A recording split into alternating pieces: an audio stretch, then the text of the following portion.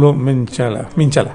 Del problema que ocurre a nivel del sistema educativo nacional y concretamente del sistema de educación superior. Permítanme aportar con algo de mi modesta experiencia. 40 años de docente universitario, 11 años de rector de una universidad pública, fundador de la misma, y que me ha permitido estar, cuando no había ley de educación superior y ahora con la nueva ley de educación superior, por lo tanto, he experimentado y he vivido las vivencias propias de la misma. Cuando me eligieron como asambleísta, llegué acá, pedí que se me incluya en la Comisión de Educación y gracias por haber concedido ese pedido. Cuando fuimos a la Comisión de Educación, nos encontramos con que habían, como decía Patricio Donoso, ya 13 proyectos presentados. La Comisión de Educación lo que ha hecho es tomar todos esos 13 proyectos e ir tratando los mismos e ir incorporando nuevas acciones, sobre todo sabiendo que el sistema de educación superior tiene un proyecto político sumamente complejo. ¿Cuál es el mismo? Todos los asambleístas de todas las tendencias políticas tuvimos la presencia de la gente en las calles indicando que hay miles de estudiantes que no han podido ingresar al sistema de educación superior. Y ahí viene la experiencia. Cómo en nuestra universidad, Universidad Estatal de Milagro, y en la mayor cantidad de universidades del país, anteriormente no habían esos problemas. Es que creció tan desmesuradamente la población. Yo me he hecho las siguientes reflexiones, quisiera que usted también le tome en cuenta. Se implementó el examen Ser Bachiller, que anteriormente tenía otra denominación, y con ese examen daba el puntaje para ingresar a las universidades. Pero ¿de dónde vino ese examen? ¿Quién lo hizo? ¿Quién lo programó? Porque lamentablemente, compañeros, lamentablemente, colegas, miles de bachilleres se encontraron con que lo que están preguntando no era nada de lo que habían aprendido en los respectivos colegios. Entonces vino una distorsión. ¿Qué es lo que están enseñando en los colegios y qué cosas le están tomando en el examen? Eso significa que no se estaba cumpliendo la integralidad del sistema, que en algún momento se pretende que los bachilleres, únicamente teniendo su título, pasen a la universidad. Pues ahora, ¿qué es lo que está pasando? Que los estudiantes, para poder ingresar a la universidad, tienen que gastar ingentes cantidades de dinero preparándose en academias, en cursos y tanto más. ¿Para qué cosa? No para aprender, no para tener conocimientos, sino para aprender a contestar esos exámenes. Eso no es lo que queremos. Queremos es que el estudiante sepa, no únicamente aprobar un examen que le permita ingresar al sistema de educación superior. ¿Qué más nosotros podemos decir sobre esta problemática? De que las universidades no tienen los cupos suficientes para que los alumnos o los estudiantes ingresen. ¿Qué ha pasado? ¿Qué ha pasado? Pues ahora las universidades, en base a la Ley de Educación Superior, en base a las disposiciones de SEACES, ¿qué tienen que hacer? Hacer múltiples esfuerzos para cumplir con lo que indica la evaluación de las universidades. Y si antes podíamos tener tal vez 50 alumnos, 45 alumnos por aula, ahora deben tener 30 alumnos por aula.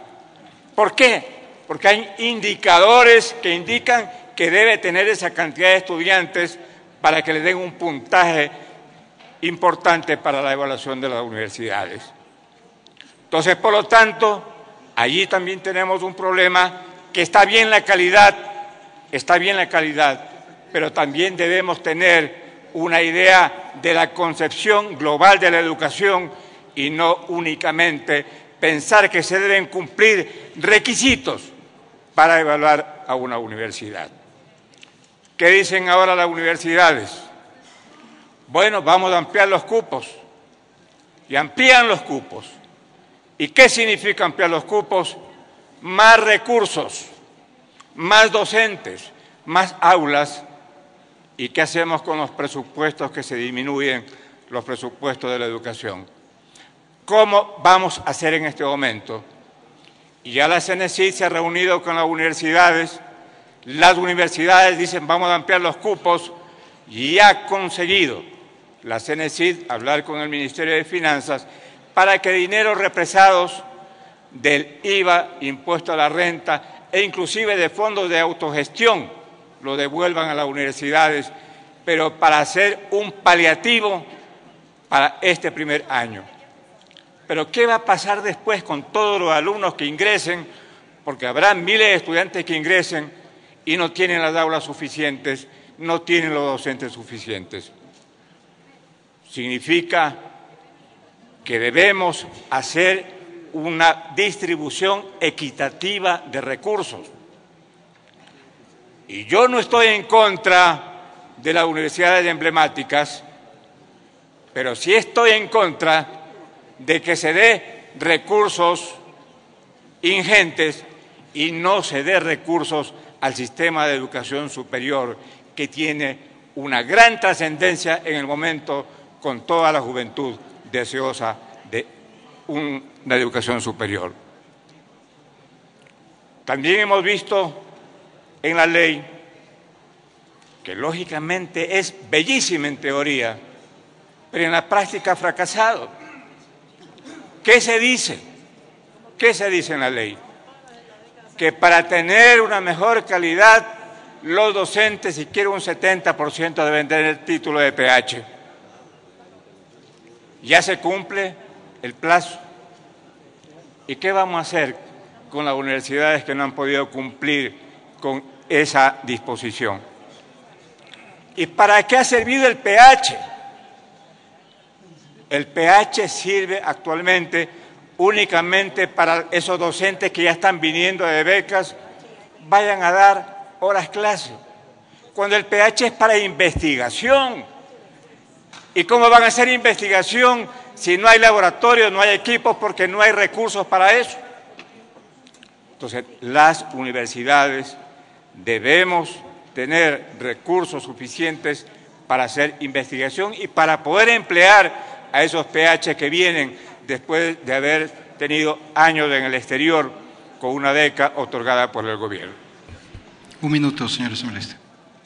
Creo, señor presidente, colegas asambleístas, que todas las propuestas que los diferentes colegas legisladores han hecho van a ser analizadas por la Comisión de Educación y, lógicamente, yo pediré al presidente, y creo que esa es la idea de todos, aunar esfuerzos para tener una buena ley de educación superior.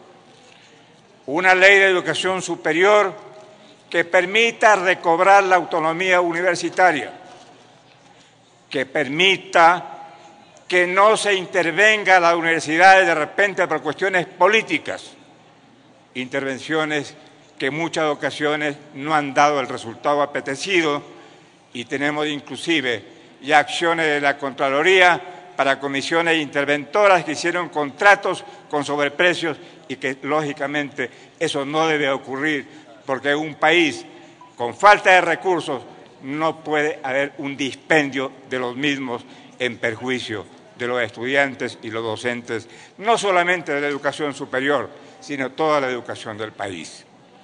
Celebro la gratuidad de la educación, pero, señor presidente, colegas, la gratuidad está en peligro, y que sepan que los docentes a nivel medio están haciendo ahorita hasta labores de conserje y de guardianes, y están pidiendo los profesores dinero porque no hay dinero para mantenimiento, hasta para limpieza piden. Entonces la gratuidad, ¿a dónde va cuando los padres de familia tienen que estar dando dinero, como quien se dice, sobre bajo, para hacer labores que los profesores tienen que hacerlo, porque ya se acabaron inclusive muchos contratos de conserjes y guardianes de las instituciones educativas?